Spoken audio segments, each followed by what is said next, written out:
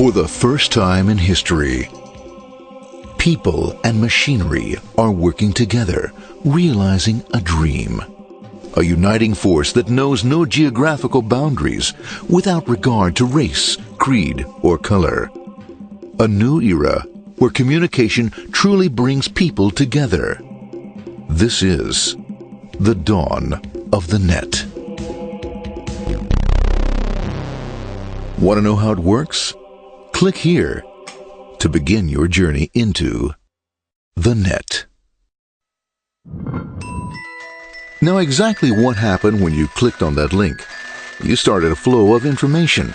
This information travels down into your own personal mailroom, where Mr. IP packages it, labels it, and sends it on its way. Each packet is limited in its size. The mailroom must decide how to divide the information and how to package it.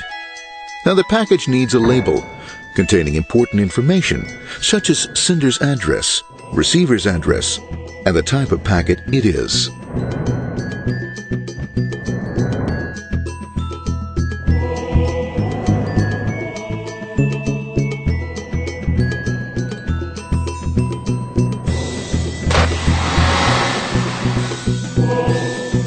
Because this particular packet is going out onto the internet, it also gets an address for the proxy server, which has a special function, as we'll see later.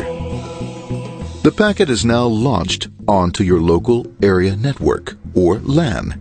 This network is used to connect all the local computers, routers, printers, etc. for information exchange within the physical walls of the building. The LAN is a pretty uncontrolled place, and unfortunately, accidents can happen.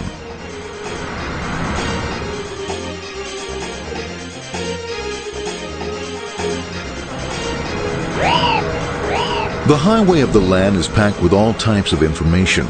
These are IP packets, Novell packets, Apple Talk packets. They're going against traffic, as usual. The local router reads the address and, if necessary, lifts the packet onto another network.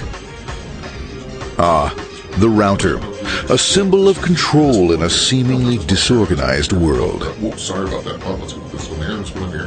This one's here, this one goes here. I don't like this one. Let's go with this one. This one goes here. A little bit left. Let's go with this one here. Another channel here. Let's put that one here. Another one there. Let's put that one here. There he is, systematic, uncaring, methodical, conservative, and sometimes not quite up to speed. Sorry. But at least he is exact, for the most part. That one was there, that one was there, that one was there, and this one was there. Oh, another one that was there, that was there. He's behind him, let's go there, that was there, there. He was there, oh, let's put that one in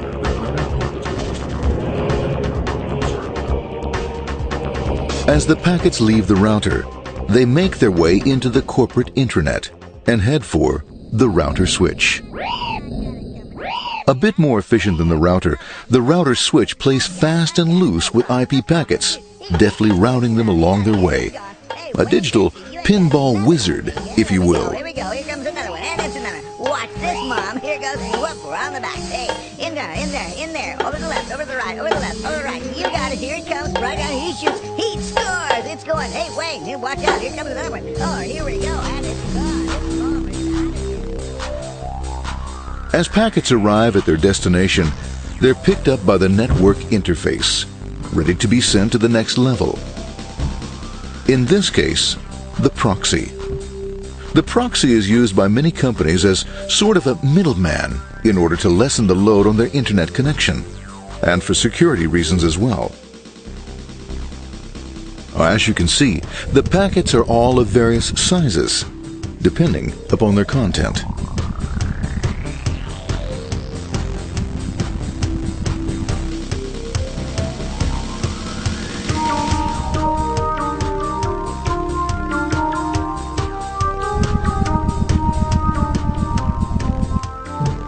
The proxy opens the packet and looks for the web address, or URL.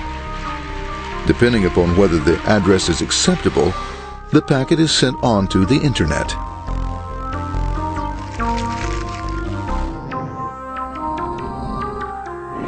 There are, however, some addresses which do not meet with the approval of the proxy, that is to say, corporate or management guidelines.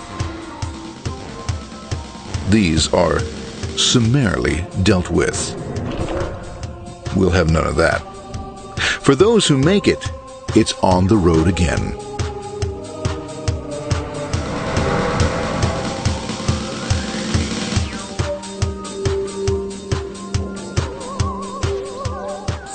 Next up, the firewall.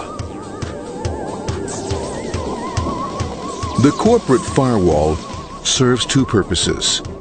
It prevents some rather nasty things from the internet from coming into the intranet, and it can also prevent sensitive corporate information from being sent out onto the internet.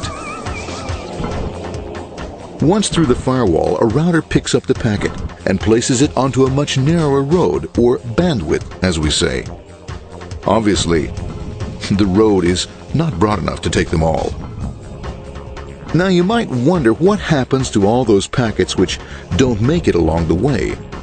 Well, when Mr. IP doesn't receive an acknowledgement that a packet has been received in due time, he simply sends a replacement packet. We are now ready to enter the world of the Internet. A spider web of interconnected networks which span our entire globe. Here, routers and switches establish links between networks. Now, the net is an entirely different environment than you'll find within the protected walls of your LAN. Out here, it's the Wild West. Plenty of space, plenty of opportunities, plenty of things to explore and places to go. Thanks to very little control and regulation, new ideas find fertile soil to push the envelope of their possibilities. But because of this freedom, certain dangers also lurk. You'll never know when you'll meet the dreaded ping of death. A special version of a normal request ping, which some idiot thought up to mess up unsuspecting hosts. The paths our packets take may be via satellite, telephone lines, wireless, or even transoceanic cable.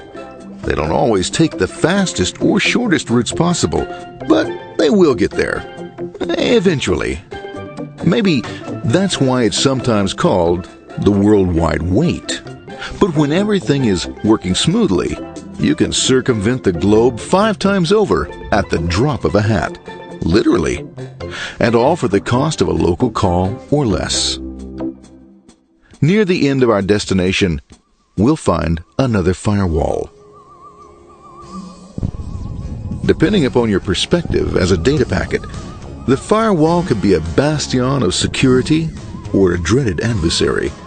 It all depends on which side you're on and what your intentions are.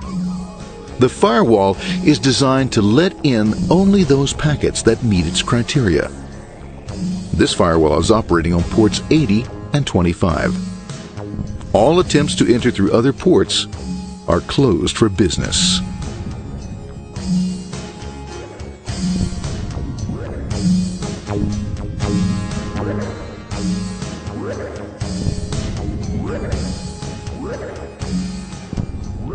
Port 25 is used for mail packets, while Port 80 is the entrance for packets from the Internet to the web server.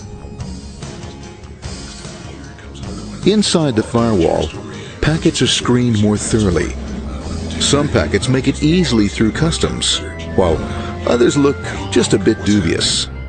Now, the firewall officer is not easily fooled, such as when this ping of death packet tries to disguise itself as a normal ping packet. It's okay, go on, it's okay, no problem. Have a nice day, be out of here, bye. For those packets lucky enough to make it this far, the journey is almost over. It's just a lineup on the interface to be taken up into the web server. Nowadays, a web server can run on many things, from a mainframe to a webcam to the computer on your desk, or why not your refrigerator?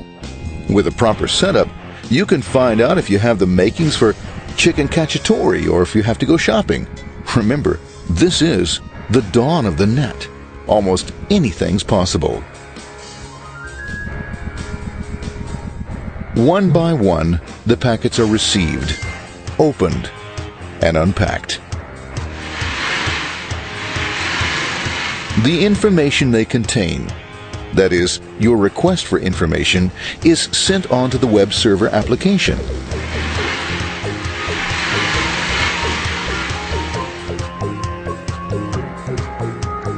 The packet itself is recycled, ready to be used again, and filled with your requested information.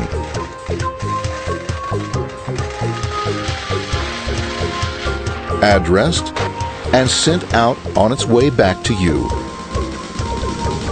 Back past the firewall, routers, and on through to the internet. Back through your corporate firewall.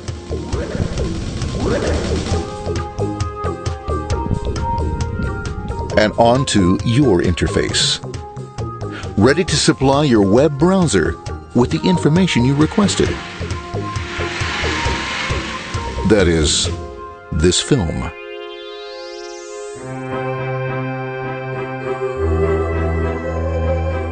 Pleased with their efforts and trusting in a better world, our trusty data packets ride off blissfully into the sunset of another day, knowing fully they have served their masters well. Now, isn't that a happy ending?